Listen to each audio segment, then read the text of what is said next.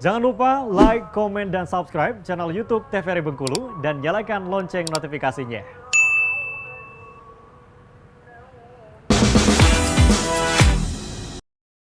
Penasaran juga sebenarnya isinya apa. Dan Bapak juga seorang penulis ya Bapak ya. Udah berapa buku nih Pak yang udah Bapak ciptakan? Kurang lebih 10 lah, 10 lebih lah. 10 lebih buku pemirsa, dan itu gak main-main ya Bapak ya, berdasarkan riset dan juga proses yang cukup panjang pastinya. Nah ini karya terbaru Bapak ya Pak ya? Oh iya, karya terbaru saya ini. Boleh dong Pak ditunjukin ke pemirsa opini. Pendidikan karakter. Ya, melalui pendekatan tasawuf ya, pendidikan karakter dengan pendekatan tasawuf. Dengan prinsip-prinsip tasawuf, solusi atas krisis di era disrupsi. Nah, ini terbit bulan Juli 2024. Bulan Juli 2020, baru banget ya Pak ya, masih fresh sekali itu. Iya. Kalau mau beli bisa lewat Bukalapak, Tokopedia. Betul sekali. Nah, itu ini ya Pak ya, itu berapa lama Pak prosesnya waktu itu? Ini nulis hampir setengah tahun. Setengah tahun. Iya. Tapi itu termasuk cepat nggak sih Pak? Setengah tahun bisa menghasilkan halaman yang berapa? 400 halaman sekitar Pak? Ya, sekitar kurang lebih segitu. Jadi ini mungkin ya cerita ya, suka duka sebagai penulis, bahwa memang tidak mudah ya untuk menulis. Awal-awalnya dulu kami juga membuat naskah buku, saya tawarkan ke penerbit di Jogja, ditolak juga.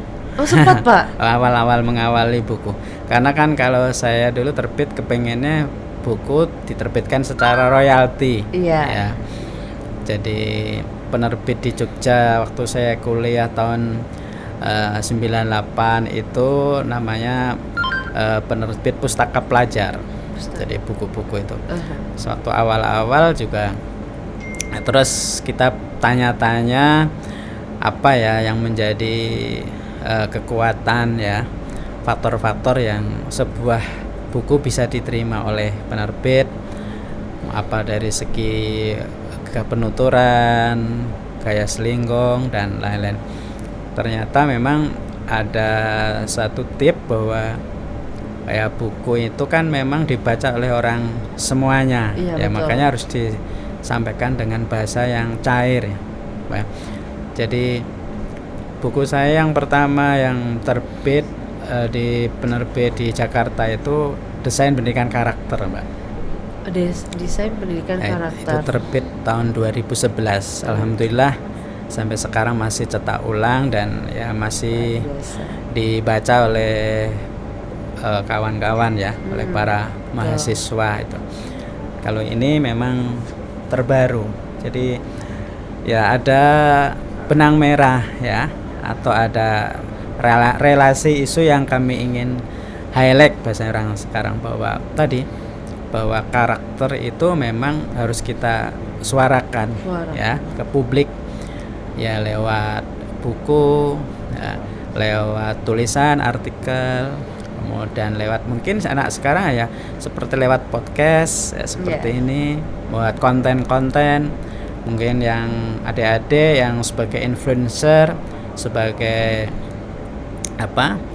content creator bisa menyuarakan karakter apa ya yang memang perlu dimiliki oleh jadi jangan sampai kita kehilangan karakter, karena di Jepang itu kita bisa tiru bagaimana karakter pemudanya yang sangat terkenal di dunia bahkan ya Pak ya, terkenal dan itu bisa menjadi tolak punggung kemajuan bangsanya. Nah, kita anak-anak muda kita harus juga pikirkan bagaimana karakternya.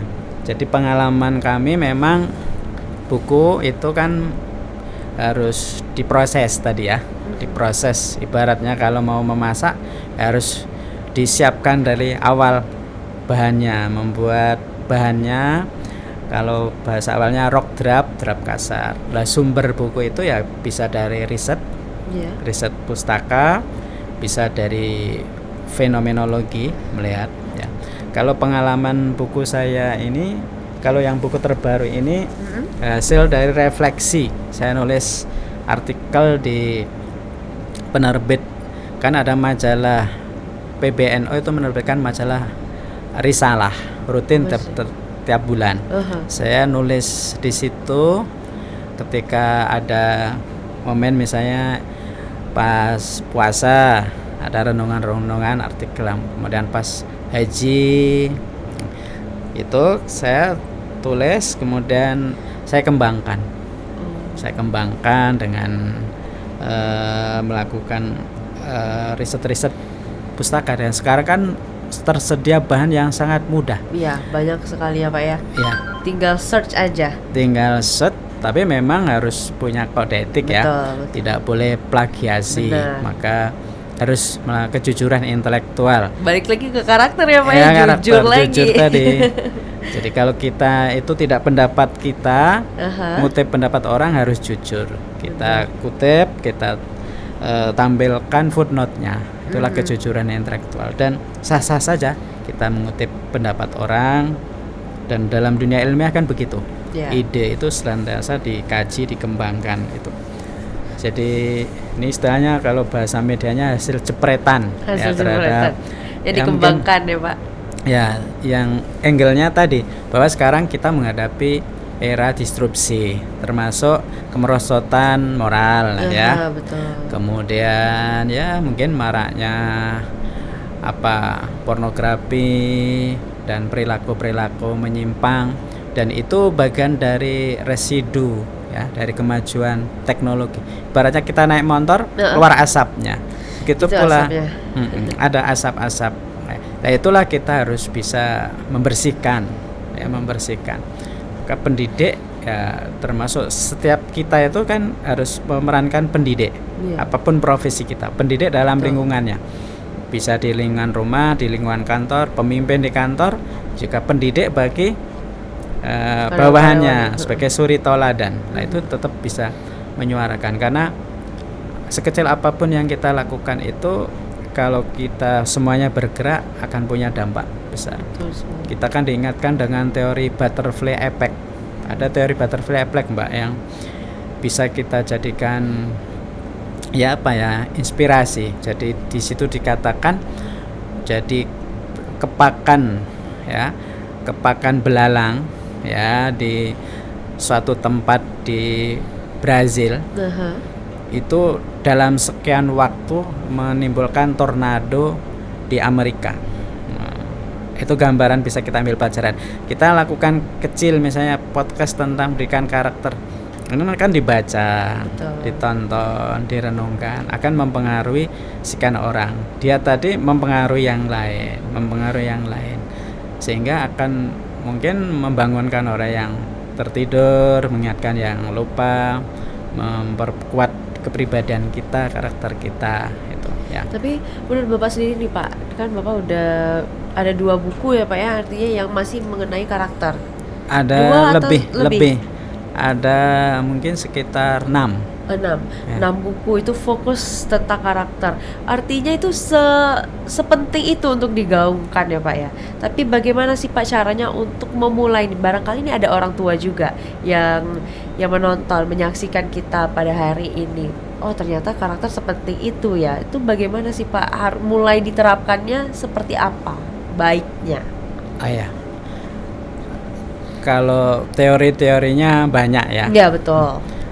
Nanti bisa yang kita pendidik, guru, dosen, akademisi bisa membaca David Cradwell ya. David Cradwell itu punya teori bahwa memang untuk membangun karakter itu harus melalui fase-fase. Tangga 1, tangga 2, tangga 3, tangga 4, tangga 5. Pertama receiving, responding, valuing, organizing, karakter. Tapi mungkin yang praktisnya, dan ini sesuai dengan tugas pokok fungsi kita masing-masing di rumah tangga. Bapak Ibu pendidik yang utama. Bapak Ibu kan pendidik yang secara kodrati, primer. Ibu yang melahirkan, bapak sebagai bapak, ada kakek, ada nenek, harus berfungsi di rumah tangga, menanamkan karakter. Pembiasaan tadi dari hal yang sederhana. Kita ingin menanamkan akhlak ya. Iya. Akhlak misalnya sikap jujur, ya bisa dari kecil ditanamkan sifat jujur. Cinta kebersihan tadi, anak misalnya makan pisang, kulitnya diajari, nak buang di sampah. Makan apa, plastiknya nak, itu secara rutin Mbak. Kita Iya. kadang kan tidak konsisten ya, maka perlu al-istimrar bahasa Arab. Rutin itu, rutin sehingga melekat, automatically without thinking lah. Secara otomatis itu tidak mudah. Orang menjadi pemain bola seorang Lionel Messi itu latihannya itu digenjot terus rutin. Kita mau pinter bahasa Inggris harus rutin, konsisten tadi, disiplin. Itu kemudian di sekolah, jelas sekolah itu yang diamati manati undang-undang bahwa sekolah apapun jenjangnya itu secara antropologis, sosiologis menjadikan anak menjadi good people, menjadi orang baik, orang yang baik, orang yang terpuji, berakhlak karimah, berkarakter sekolah. Karena kalau dia ilmunya banyak dalam ilmu agama, ilmunya banyak tapi nggak punya akhlak, Percuma. ya percuma. Karena orang yang pinter itu harus diikuti dengan akhlak.